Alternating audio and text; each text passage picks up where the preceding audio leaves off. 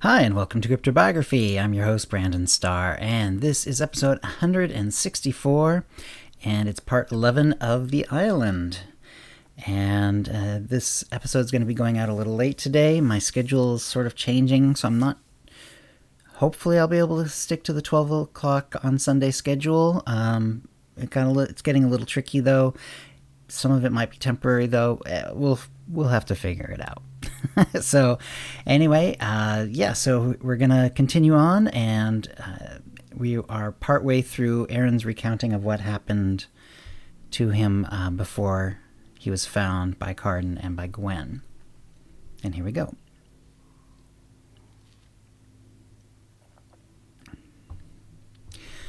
The boat was still a few miles away because we had to take a long path that had no chance of meeting up with any potentials on the road. When we got there, the rains had started. The heavy storm was causing large waves. I had chosen a spot for the boat that was sheltered. We could get the boat out a ways before the waves would really hit. Still, it was going to be dangerous. Mary and I talked it out for a moment. Should we wait for the storm to blow over? We'd just decided that was the wise course when we heard a shout over the storm. We had no time. I grabbed my one bag, the one with my clothes and our money, and tossed it in the boat. Mary lifted Thomas and put him in as I started to shove the boat towards the water. It moved, but slowly. Mary helped me, and soon we were ankle-deep in water. The boat was almost afloat. The shout we heard was taken up by some others. Looking behind us, I saw some potentials running out of the trees towards us. I assumed they were under orders to take us alive, but I was wrong. The boat was floating. "Get in, Mary!" I shouted, but there was a splash. Mary had fallen. I gave the boat one more push, then turned to help her. She had a crossbow bolt straight through the back of her head. She was dead, drifting in the shallow water. I could do nothing. I went for the boat, which had moved several strides ahead of me. As I climbed aboard, I saw that the potentials were already running into the water. Thomas was staring, horrified at his mother's corpse. "Get down, Thomas," I yelled as I put the oars through their locks. Then I pulled hard. The boat was already starting to pitch up and down. Even in the little sheltered area, we were seeing the fury of the storm. I kept pulling, and soon the men stopped. Most of them were around my Mary's body. But as I rowed us further out, it was harder to tell what was happening, especially with the rain pelting down, obscuring as surely as fog. We were already too far away for crossbow bolts. Though part of me was stunned by Mary's death, the fear in the moment kept me going. The men on the shore were invisible from the rain. I don't know what they did with her body, though I hope they brought her back for burial. Now I'd lost my wife, and my son and I were pitching up and down in heavy seas. I kept pulling. I had no idea which way I was going. I might have even turned around and been moving towards the shore or on a reef. At the height of the storm, the waves towered over us. The boat was lightly loaded and was bobbing like a cork.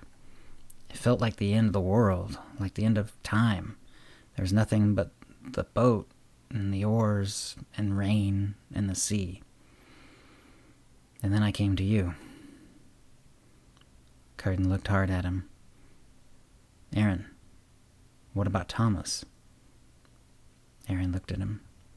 His eyes, already red from tears, looked haunted. "I lost him. At that height of the storm, with me pulling and not knowing where I was going, we hit an enormous wave. The whole boat flew up, then back down. Thomas, who was holding tight to the forward bench, flopped over. He was in the boat, but had lost his grip.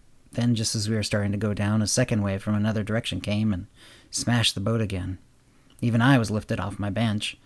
Thomas flipped over the side. In an instant, he was gone.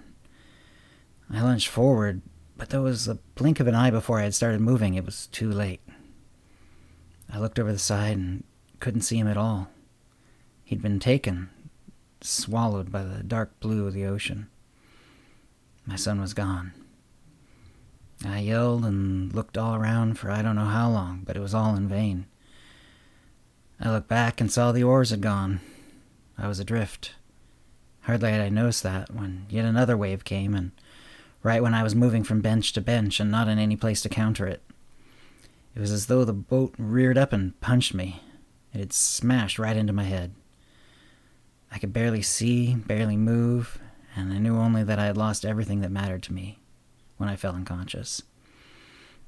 I knew nothing more until you two and your family saved me. But now you know all, and you know why you'll be in danger as soon as they know I'm here." "They don't know now," Gwen said. Her voice had a strange gravel to it that Carden recognized as coming after her crying. "And we will do our best to make sure they don't figure it out."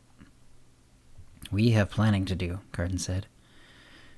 "Though we would gladly protect you here in our home forever, the island is too sociable. As soon as someone outside the family heard, it would eventually make its way to the town. I think we have to get you away permanently once you're healed." Aaron nodded and fell back. He put his elbow over his eyes. "Carden, you're probably right, but also, he is only now starting to grieve," Gwen said. "We should give him time." "Yes," Carden said. "Good night, Aaron." "Good night." Gwen took Carden outside. "We have to give him time," she said softly, so Aaron couldn't possibly hear her over the ocean sounds. "He just lost his family. When that sinks in, he's going to go through pain he's only starting to imagine. I think he's been avoiding thinking about it until tonight." "Yes," Carden said. "Is there anything we can do?" "I don't think so, love. He's going to have to work through it." "Well, perhaps making a plan to escape will help him." Gwen shook his head. "I know you like to think of everything as a problem to be solved and moved on from, but some things just need to be felt. Yes, we will plan, and sure, he can help us plan if he wants, but not to escape his feelings." And that was how it was for a few days. Carden was out on the boat fishing. Gwen was seeing to Aaron's head injury in front of the fireplace, which was slowly getting better, when the back door opened. Duncan stood there. Gwen knew immediately that Duncan decided to give it one last try. He covered it badly. "I hadn't seen you or any of the kids about for a while," he said stiffly. "I didn't know you had company." Gwen said nothing. Duncan backed out and closed the door. "Damn," Gwen said. She hadn't bothered asking Duncan to keep this quiet. The unspoken rule of living on a small island like this, especially one with so many interconnected families, was that information, or gossip, was freely shared. One might ask a spouse to keep something private, but beyond that, it was impossible to expect it of anyone. "Are you in trouble?" Aaron asked. "No," Gwen said, "but the whole island will know soon that someone's here. I think it's only a matter of time before the information spreads to town."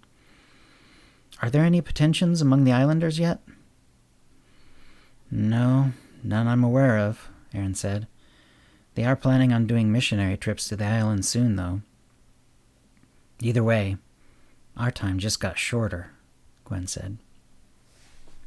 And that's the episode for this week. I hope you're enjoying it.